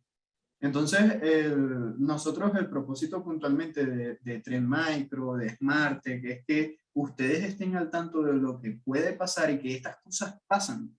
Entonces, es básicamente para que ustedes se lleven ese conocimiento, ¿no? Gracias, Diego. Sí, justo esa es la intención, que ustedes sepan que esto está pasando y que debemos de tomar acciones, ¿no? Vámonos entonces a la encuesta. La verdad es que nos ayudan mucho contándonos cómo la pasaron, qué les pareció esta sesión, qué les gustaría cambiar. Son 6 preguntas, las preguntas son anónimas. Ah, mira, ahí Anaí levantó la mano. Anaí, ¿te escuchamos? Hola, bueno, pues no aproveché el momento de las preguntas, pero me vino a la mente, por ejemplo, si ahorita que estaban ustedes mostrando toda la infraestructura de seguridad que se requiere cuando uno se encuentra en la nube, la duda que me surgió es cuando un equipo no se ha pasado, ¿cuáles serían las recomendaciones si se sabe que al momento de pasarse va a implicar toda esta configuración o compra de herramientas para asegurarla y etcétera? Es decir, como que el costo, no sé si va a ser más de lo que quizás valga la pena en una primera implementación. No sé si me expliqué. A ver, perdón, te refería, ¿se acordó un poco? Decías que si se debe considerar, perdón, cuando no se tiene nada, migrar o cómo, perdón. Sí, cuando apenas se va a un equipo a migrar hacia la nube, ¿por qué debería de considerarlo como una buena, como algo necesario? Si sabes que al hacerlo va a implicar costos y utilizar herramientas o infraestructura para protegerla, o sea, si va a ser más el gasto porque va a ser necesario esa implementación de seguridad. Ok, aquí depende mucho de qué es lo que necesita el negocio. Realmente, como bien dice, se evalúa qué es lo que se va a necesitar. Y igual adelantándome, bueno, mencionando un poco, antes se decía que el migrarse a nube es más económico y todo eso. Realmente depende. Incluso a veces el migrarse a nube sin cosas de seguridad se vuelve un poco más costoso que lo que tienes on-premise o con un servicio contratado de un tercero. Entonces se debe de evaluar esos puntos. Hay clientes que dicen, sabes que yo sí lo necesito porque tenía un mega data center, estaba haciendo la renta de racks, estaba haciendo la renta de todo. Nos dicen, sabes que, bueno, por ejemplo, los licenciamientos que tengo con Grupo SmartTech de Workload Security, esos se van también para arriba. No es que, por ejemplo, puede ser que no implique un costo extra, sino que más bien trasladas esa seguridad también arriba. Se queda, ahora el data center se reduce en el sentido de ya no tengo renta ya de esto. Ahora son máquinas virtuales las que ya están, ya no pago licencia del hipervisor, etcétera. Y empiezo a considerar seguridad y al final le sale más barato. Me contradije ahí un poco, pero a eso voy. Es evaluar qué es lo que se tiene y cuando se migre, cuánto va a costar. Entonces de ahí se empieza a decir, oh, ¿me conviene? ¿No me conviene? Pero lo que sí es un hecho es que siempre se debe considerar la parte de seguridad. No sé si respondí tu duda. Y ahí para complementar lo que comenta César, es que la seguridad tú tienes que aplicarla sí o sí, estés en donde estés en nube, estés on-prem. Y es mucho lo que tiene que ver lo que dice César. Cuando tú estás considerando migrar a la nube, es porque tal vez tienes todos esos gastos on-premise, necesitas, por ejemplo, alta disponibilidad, necesitas tener más presencia global, necesitas que todos tus usuarios puedan acceder a la infraestructura de la empresa y casi siempre con la nube se logra eso. ¿Va? Además de que está el tema de que en la nube tú pagas por lo que usas. Tú no tienes una caja, tú no tienes un rack, tú no tienes que adquirir un switch súper caro y todo eso, que es básicamente licenciamientos anuales, los uses o no los uses los tienes que pagar. En la nube tú pagas solamente por lo que usas. Entonces muchas veces la nube también representa un ahorro sobre el presupuesto como tal. Solamente que al igual que tú consideras seguridad sobre tu infraestructura on-premise, también lo tienes que considerar en la nube como tal. Entonces esa parte es siempre muy importante porque lo que hicimos de explotar la vulnerabilidad en el servidor en la nube también te podría pasar a ti si tú tienes un servidor público en tu infraestructura on-premise. Eso te puede pasar. Entonces ese tipo de cositas también tienen que ver. Sí, y nada más como igual, Ana, y complemento a lo que comenta Diego y César, la infraestructura hacia la nube o de soluciones de seguridad, muchas veces es menor el costo a un firewall, que es un appliance, ¿no? Entonces, sí los costos hacia un firewall virtual, ¿no? Para manejar en la nube es mucho más reducido, digamos, que tener una infraestructura on-premise. Entonces, sí, precisamente es, como hemos comentado, ¿no? Durante toda esta sesión, la seguridad pues debe considerarse tanto on-premise o en la nube, ¿no? Entonces, sí a lo mejor iniciar con ciertas aplicaciones, ¿no? Muchas veces clientes han optado por subir aplicaciones críticas, ¿no? Hacia la nube o dejar las críticas on-premise, empezar a explorar la nube con ciertas aplicaciones, entonces, pero sí la importancia siempre de todo proyecto que se vaya a la nube tiene que ir con seguridad. Muchas gracias, equipo. No sé si alguien más tenga alguna duda, pregunta, quiera profundizar en alguno de los temas. Todavía tenemos tiempo, pero si no nos ayudan mucho contándonos cómo la pasaron, qué les gustaría cambiar para próximas sesiones, incluso si tienen ahí algunos temas que quisieran que tocáramos en sesiones posteriores, nos ayudan mucho con su opinión. Y bien, al final de la encuesta van a encontrar un link que copian y pegan en su navegador. No lo hicimos, no la dejamos en la encuesta porque la encuesta es anónima. Y en este link van a contarnos dónde quieren recibir su kit de participación de este October Cloud Fest. Como saben, no puede ser October Cloud Fest si no hay cervezas y botana, así que ayúdenos contándonos dónde quieren recibir este kit.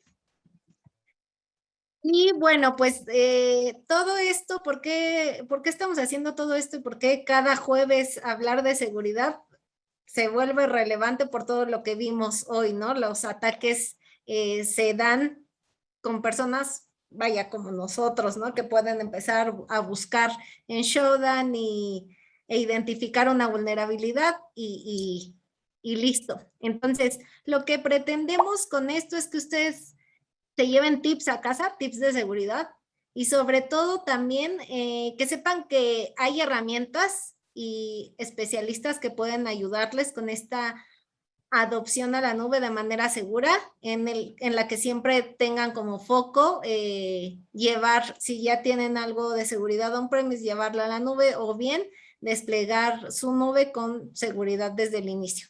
Y para esto tenemos una evaluación de riesgos con Trend Micro. Vamos a estar compartiendo con ustedes los links para que puedan realizar esta evaluación, agendar la propia. Además tenemos diferentes trials de las herramientas que vimos hoy y el equipo de Smartec tiene horas específicas para platicar con ustedes sobre seguridad de nube. Tenemos especialistas con las certificaciones más altas en seguridad de nube, vaya, y la intención es que podamos charlar con ustedes uno a uno en una sesión ya planificada, ¿vale?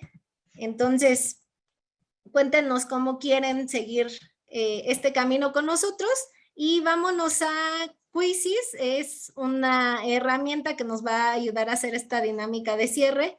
Es una trivia, los invitamos a participar. En el chat les pusimos el link. Voy a compartir mi pantalla para irnos a la dinámica y el ganador se va a llevar a casa una tarjeta de Amazon de 500 pesos. Entonces, es importante que se sumen con su nombre para poder identificar a los ganadores. Vámonos para allá. Hola, perdón. Tengo una duda antes de empezar. No sé si puedo ya... Una pregunta, más bien dicho. Creo que Claro. me agarró la tarde. Adelante. Mira, yo soy una entidad financiera regulada por la Comisión Nacional Bancaria de Valores y el tema de la nube sí es un poco complicado porque en la regulación me pide que los datos que yo vaya a almacenar de mis clientes no estén fuera del territorio nacional. Entonces, desconozco si Azure o Amazon tengan data centers aquí o almacenen los datos aquí en México. ¿O qué solución podría tener para migrar algunos servicios a la nube? Ok. Nosotros, bueno, hemos visto algunos clientes que la parte de los datos, sobre todo cuando escogen una nube que no tiene justamente data centers en México, la parte de los datos las dejan locales y las consultas, digamos, por ejemplo, la página web, las dejan en nube y mediante, por ejemplo, una VPN o lo dicen creo que se llama ExpressRoute, que es como una conexión directa con Amazon. consultan esa información. Esa es una forma que han tratado de tener nube. Y es justo lo que decía, cómo te dirige el negocio. Tener nube, pero los datos los dejo de forma local. Hasta donde tengo entendido, a ver, ahí me corrigen si no estoy mintiendo, creo que ya hay planes, tanto de Microsoft como de Amazon, de abrir un data center cada uno de ellos en México por este tema y porque el mercado mexicano, en cuanto a nube, se explotó mucho y más en estos días de la pandemia. Que también ha pasado, si te das cuenta, casi no se adoptó la parte de virtualización y cuando llegó nube, se adopta más fácil que la virtualización. Entonces, el mercado mexicano ha sido, digamos, relevante para esas empresas para que ya empiecen a considerar poner sus data centers aquí. No sé cuándo vayan a hacerlo, pero sí, hemos visto que algunos clientes hacen eso. La consulta se queda local, pero la parte de la página web la ponen en otro lado y así todavía siguen en regulación. Perfecto, muchas gracias. Sí. Ahí, hola a todos. Ahí les puse en el chat un link de Azure donde menciona que se abrirá un centro de datos en Querétaro para alojar para la región de México.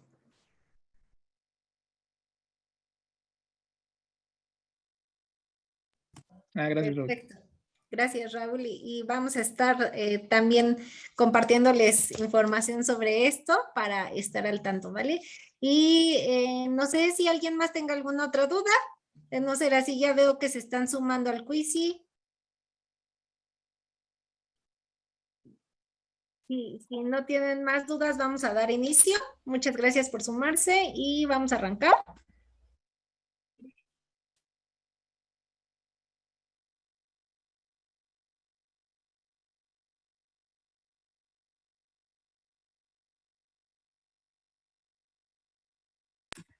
Jorge Cañaveral ya va a la delantera. José Sandoval ya casi lo alcanza.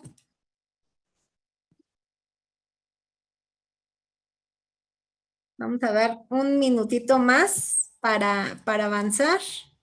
Uriel ya tomó la delantera.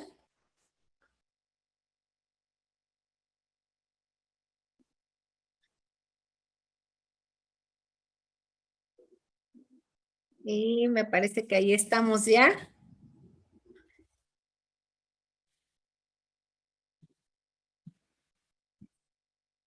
Vamos a dejar a los 5 finalistas y...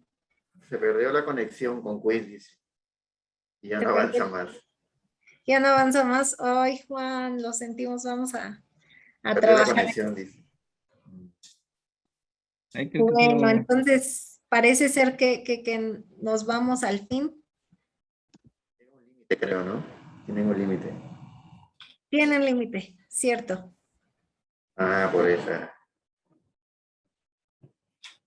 Tiene un límite de 25 participantes. Seguramente por eso se perdió la conexión. Ayúdenos también contándonos quién más perdió la conexión. Y acá vemos pues los ganadores, las puntuaciones. Le voy a tomar un screenshot para hacerles llegar su premio. Bueno, Uriel, nos vamos a poner en contacto contigo. Y listo. Muchas gracias por participar. Claro. Lo que nos queda para el cierre hoy día es cerrar ya con el Virtual Cheers Time. Los invitamos a que activen su cámara y que tengan a la mano su cerveza para el Virtual Cheers final.